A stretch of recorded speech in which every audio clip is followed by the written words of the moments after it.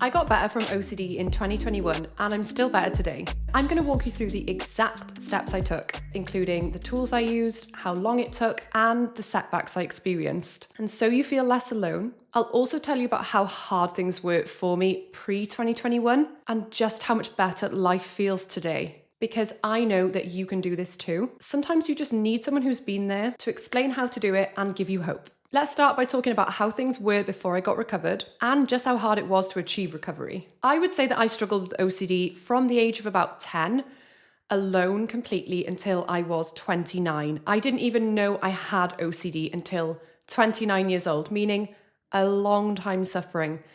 As is common for many of us, at around the age of 17 is when it locked really hard. And from that point up until 29, I would go back and forth in what I would just consider to be basically terror, most days, every day, with short bursts of relief here and there. I had no knowledge of what OCD was. I, like many other people, would make jokes about OCD in relation to tidiness. I was very messy.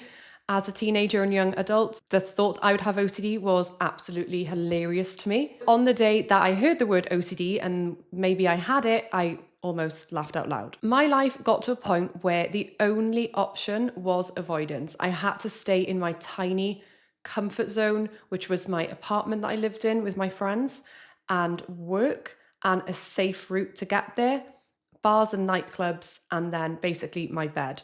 And I operated that way for years. And because of the fact that in society during your 20s, that's quite a normal lifestyle, just working, going out, sleeping, I got away with it. But once I started to get older and got married, and there were things like talks of children, my fears just intensified so much. It really just got to the point where I just believed that there was something wrong with me. I had a brain that was broken. If anyone found out the thoughts that went through my head, they would absolutely exile me from society. I couldn't see any way out. And honestly, as much as I did want to live a good life and I wanted to live, I couldn't see any option other than just thinking, well, if I got hit by a bus tomorrow, that would be the best thing. When I was pregnant with my first daughter, this was the biggest turning point because I was 29 years old. I was 6 months pregnant and my therapist at the time said, Jade, have you heard of OCD harm? That's what she called it. And I was just like laughing. I was like, don't be silly, I don't have that. But learning about OCD after that, it had given me a lead to uncover what was going on for me. Once I was able to Google OCD, that was like step one in my recovery journey. Even though I didn't know it at the time, I just thought, oh great, I'm recovered now. I know it's OCD, it's not me. And many of us fall into the trap early in our recovery journey where we think, oh great, it's OCD, it's not me. And then we just keep telling ourselves that. But as many of you will know who are still stuck, it doesn't work that way. I lived in like a 40% better state for quite a long time. Then my daughter was born and boy, did I hit rock bottom. This was like every fear I'd ever had in my OCD came real. My whole life was compulsions of avoidance, not wanting to do anything. The world looked black to me. I would wake up in the morning, remember that I had to face the day again with my baby, and I would just like see black. It was just the worst feeling in the world and I just didn't want to do it anymore. But if you're a person who is earlier on in your recovery story or you've been suffering for less time than me, the great news is that you don't have to suffer for as long as I did. And there's so much that you can do that I'm going to cover quite shortly in this video. Now that we know how bad things were, let's talk about what I actually did and the timeline. And then I'm going to talk to you about how life was on the other side, with the peak of it all being the arrival of my second child, which, spoiler alert, was just the happiest day of my life, the best experience ever. What a turnaround. The first thing that I took really seriously in my OCD recovery journey was exposures.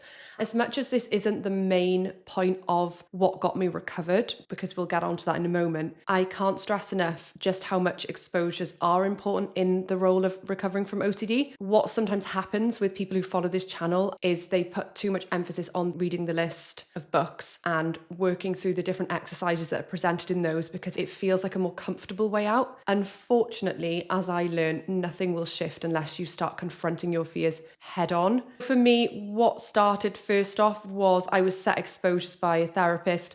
I did move forward a little bit, but unfortunately for me, I was still locked on. Everything still felt very real. While I was exposing myself to the fears and doing things that scared me, if I did have a rise in symptoms, or if I did feel a physical sensation, or if I did get an intrusive thought, it would be like, that's real though, that's real. It was cutting through, and I couldn't really see how life could get any better. But what was positive about that time, not to be like super negative about the progress I had made, I would say that life was 60% better for me. You know, imagine being from age 17 to age 29 with zero knowledge of what was going on in your brain. The good thing about being a younger person today is that it's probably quite early into your journey when you learn about OCD, because it's so easy to access information online. Whereas when I was a teenager, that wasn't really a thing. It was only when I was about 23 probably that we started even using search for things, and certainly not things that you were scared about or were really private, because we were all like really paranoid about being spied on and stuff. It wasn't until I was about that age when I would even have the luxury of looking, but I would never have considered Googling, because what would you Google? I would rely on reading magazines and hope that like an agony aunt corner had covered scary thoughts or bad thoughts, but that never happened. If you consider that most of my life as an adult and late teen had just been panic attacks multiple a day, several breakdowns, barely eating. I did have patches of fun when I could pretend hide from my brain, but it didn't last very long. Then when you think about the idea of new mum, yeah, it's really hard, but you know you have OCD or you've learnt about it and you are doing some exposures. As much as life is still really tough, I would have said it was 60% better than it was before. But being a person, I always want to self-develop. I never want to stay still. And so for me, it was like, there has to be a better way. There has to be more than this. Why is this not getting any better? And I went through a real period of grief, anger, resentment for why I had this, like a grief looking at other people. I actually didn't like a lot of my friends because I was like, this is so unfair. How can you be complaining about stuff, the type of stuff I complain about now, and not enjoy the luxury and comfort of your wonderfully healthy brain? I would feel so resentful of my friends having babies and saying how magical it was and how happy they were. So I went through that period as well. The exposures definitely took the edge off. But then it's only when in 2018, it was July, August time, that's when I found the OCD Recovery Instagram page and started learning about that. And being a person who will always really thoroughly vet things and really make sure I'm making my own mind on stuff, it was like, wow, this is the only time that anything has ever really made sense to me in relation to OCD.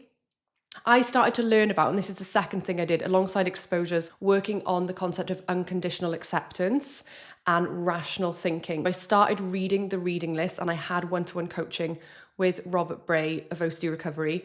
You don't necessarily have to start with one-to-one coaching. There's so many resources the guys have that you can just get learning from on the website, the reading list. I just wanted to go for it because I really believed in what they were doing.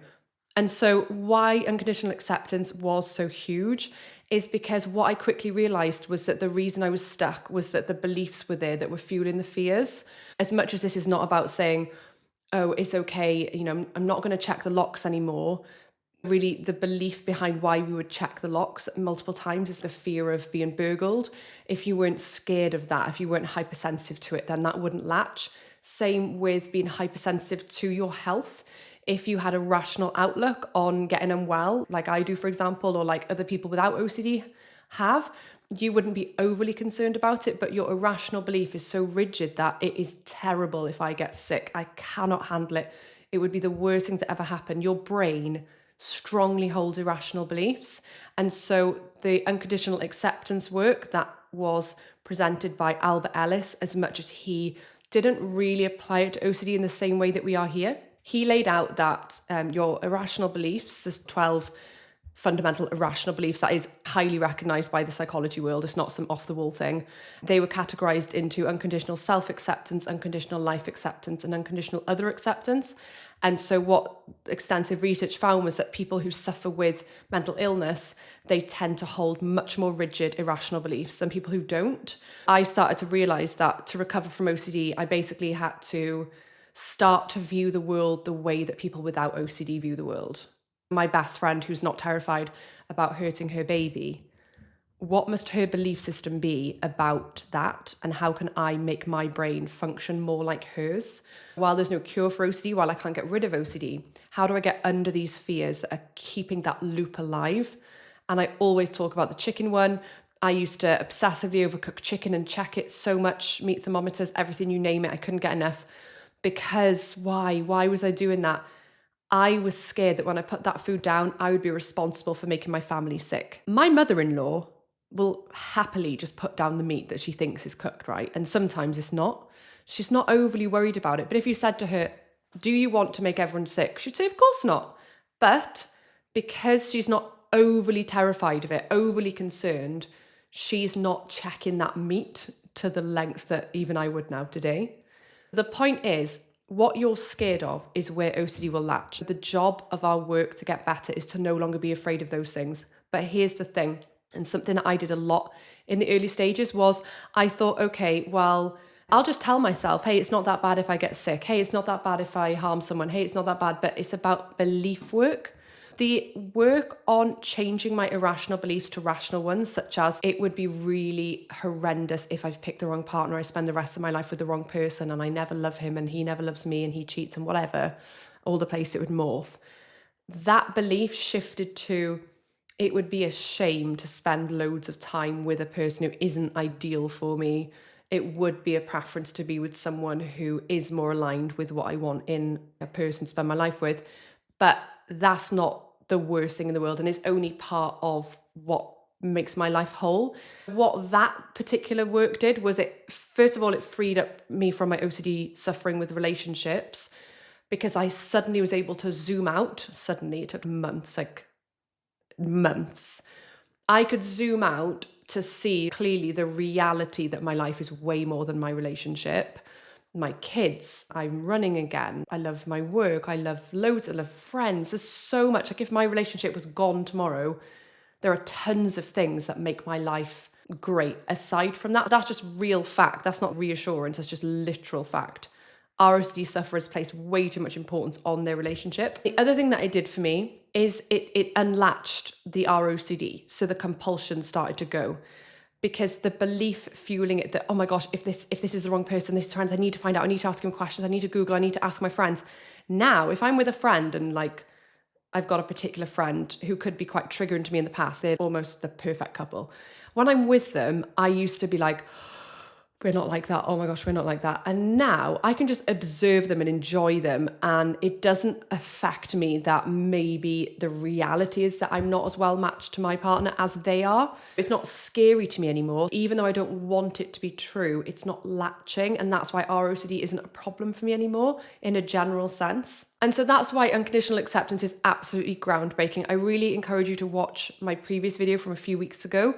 It's about what is unconditional acceptance and how it can help you recover, for more detail on that. In terms of timings, I would say, and people don't always want to hear this, but when you're planning your OCD recovery journey, you have to factor in the times where you'll give up on it, where you'll coast, where you won't bother, where you'll stop believing in it, where you'll question it.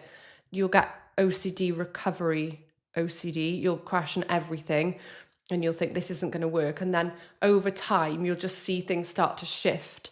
And then suddenly you just get this like, oh my gosh. I remember when I'd have these moments of clarity with my OCD lifting, it would literally be like, well, not literally because it's a metaphor. It would be like someone getting your glasses and wiping them if they were smudged and it's clear. The world looked bright and clear, like a depression lifting. Oh, wow. And feeling that free feeling that I craved so much, and to have a clear mind without constant terror 24 hours is literally what I would imagine heaven to be like. And I still have that feeling now. And so that is why I described it as Christmas morning, because when the thoughts have left you, in the sense that they're not tormenting you, even if thoughts are there. I remember when people would talk about this and I'd be like, what do you mean the thoughts will still be there? I want them gone. But it's like, they're not intrusive anymore. I don't really know if my most triggering thoughts really are coming in anymore most of the time. Day to day, if one came in, I don't notice it. It would be a fleeting thought. The other thing in terms of the time is that I had to apply unconditional acceptance to living life regardless of whether I'd have OCD forever or not, because one of the biggest things that stops people getting better is being really, I have to get better. How long is this going to take? I had to drop my obsession and I had to actually make peace that this could take a long time and I could never recover. And that's not accepting defeat. That's just relaxing into the experience. It's also not giving yourself permission to coast, because I did that for over a year as well. Like, oh, it's okay, it'll be what it'll be.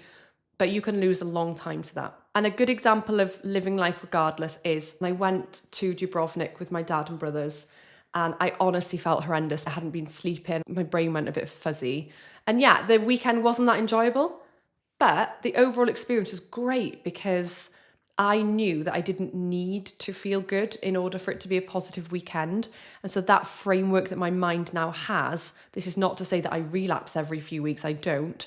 It's more to say that I'm not scared of relapsing anymore. Even if 2 years ago I did have a bad weekend with OCD, that didn't really bother me that much, because I was like, well, I've endured it once. If it relapses forever again, well, so be it.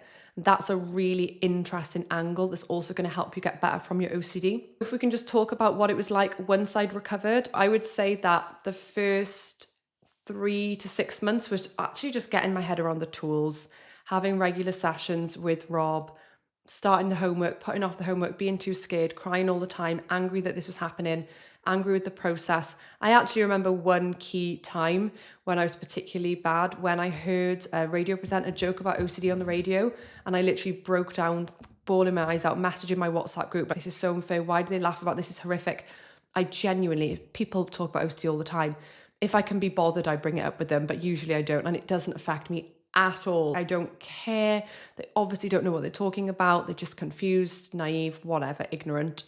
And I don't care anymore. But at the time, it absolutely crushed me. And so that was like 3 to 6 months. And then the 8-month period was really hard work. I was just like, I was really determined, because I had to power through for my baby. I was like, I'm not accepting this. I'm not living like this. I'm just not. And I think you need to get that grit. Even if you don't have daily motivation, there has to be some driving force. Right now, ask yourself the question, in 10 years, do I still want to be like this? Because to me, that was a worse reality than going through exposures. And I thought, if I'm going to be terrified anyway of my thoughts and everything, I might as well just be terrified in a different way by actually doing the work. 2018 is when I started interacting with Rob. But obviously, like, I don't think I probably had therapy or coaching sessions until like 2019.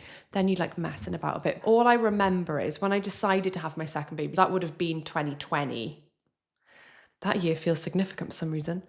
That was when I was like, I'm having another baby. This is brilliant. I'm loving being a mum now. This wasn't about, oh, I'm getting by, this is okay. This was like, I am loving this experience. I'm sleeping a bit better.